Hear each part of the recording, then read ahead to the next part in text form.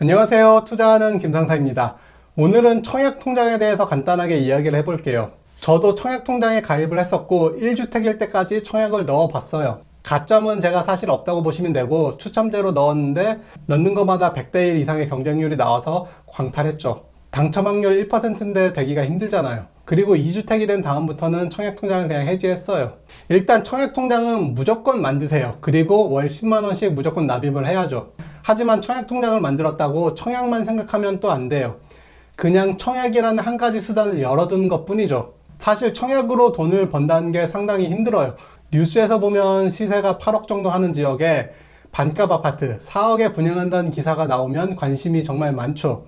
요즘 같은 불황에도 인기가 좋은 아파트들은 30대 1을 넘기고 청약 열풍이 있으면 300대 1 이상이 나오기도 해요.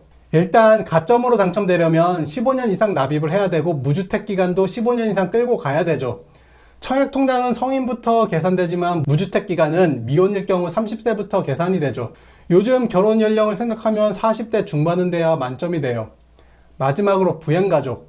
이 부양가족이라는 게 참 애매한 게 부양가족이 많으면 돈을 모으기가 쉽지는 않아요. 부양가족 수가 적으면 점수가 안 나오기 때문에 무주택 기간을 꽉 채워야 경쟁이 좀 되죠. 그런데 이런 생각을 한번 해볼 수도 있어요. 무주택을 15년을 유지해서 8억짜리 아파트를 4억에 분양을 받아서 4억의 시세 차익을 남긴다는 것과 지금 8억짜리 아파트를 10년 전에 4억에 산다는 것, 양쪽 다 시간에 투자를 한 거죠. 가점 청약에서 15년이라는 무주택 기간을 줄이려면 부양가족을 늘리는 수를 써야 되는데 이러면 또 돈 모으는 게 만만치 않아요. 간혹 무주택 기간도 잘 채우고 부양가족 수도 많은데 돈도 잘 모은 사람들이 있어요. 사업을 정말 잘해서 성공했거나 금수저 집안에서 부모님들이 설계를 잘 해주는 경우죠. 확정적으로 당첨이 되는 점수가 아니라면 경쟁을 해야 되는 점수대가 있어요. 무주택을 10년 정도 유지한 1자녀 집안이라면 보통 40대 초반이 되겠죠. 그런데 당첨이 잘 될까요? 무조건 당첨이 된다는 보장도 없어요. 그리고 추첨제로 가면 보통 한 자리 숫자, 부동산이 호황이면 0. 몇 %대 당첨 확률이 나오죠. 확률적으로 무주택을 10년 이상 유지하고 청약으로 4억을 버는 것과 8억짜리가 4억 하던 시절에 사서 미리 들어가는 것, 어떤 방법이 더 확률적으로 높을까요? 그리고 자녀가 생기면 돈이 또 많이 들죠. 청약해서 잔금을 제대로 치르기가 힘들 수도 있어요. 그런데 자녀가 생기기 전에 미리 집을 사두면 대출금을 상환하고 남는 돈으로 생계를 꾸리게 되죠. 사실 청약으로 돈을 번 사람들보다 그냥 기존의 아파트를 사서 돈 번 사람들이 더 많아요. 기존 아파트를 사서 돈 번 사람들은 10년 동안 천천히 그리고 꾸준히 올라서 뉴스 기사로 만들어지진 않아요. 저는 10년 전에 4억짜리 아파트를 사서 연평균 7%씩 시세가 상승했어요 라는 기사와 이번에 청약에 당첨돼서 4억을 벌었어요 라는 기사, 언론사는 두 가지 사례 중 어떤 걸 기사로 쓰는 게 클릭률도 높고 광고 수익을 더 받을 수 있을까요? 어찌 보면 청약을 위해서 10년 정도 기다려서 두 사람의 수익금이 같을 수는 있죠. 하지만 10년 전에 4억짜리 집은 돈이 있고 마음만 먹으면 살 수 있죠.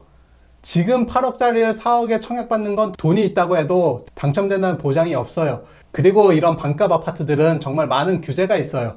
전매 제한과 실거주 의무가 대표적이죠. 그러면 당첨되고 입주해서 8년 동안 못 팔 수도 있어요.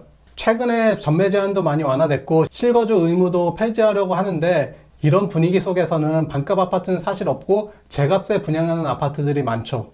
그리고 요즘 나오는 반값 아파트들은 토지 임대부 주택이라고 토지에 대한 권리가 없을 뿐더러 토지 임대료를 따로 내야 돼요. 아무리 노후화된 아파트라도 가격이 상승한 이유는 그 토지의 가격이 상승한 게 주요 원인인데 토지 임대부 주택은 토지에 대한 권리는 없기 때문에 가격이 상승되는데 또 문제가 있죠.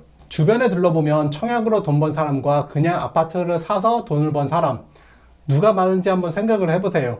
물론 청약으로 돈을 벌 수 있는 기회가 있기는 해요. 그래서 청약통장에 가입하실 때는 큰 기대를 하지는 마시고 가입은 꼭 월 10만원씩 납입을 해야 돼요.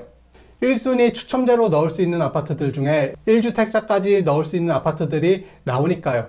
여기까지 시청해 주셔서 감사합니다.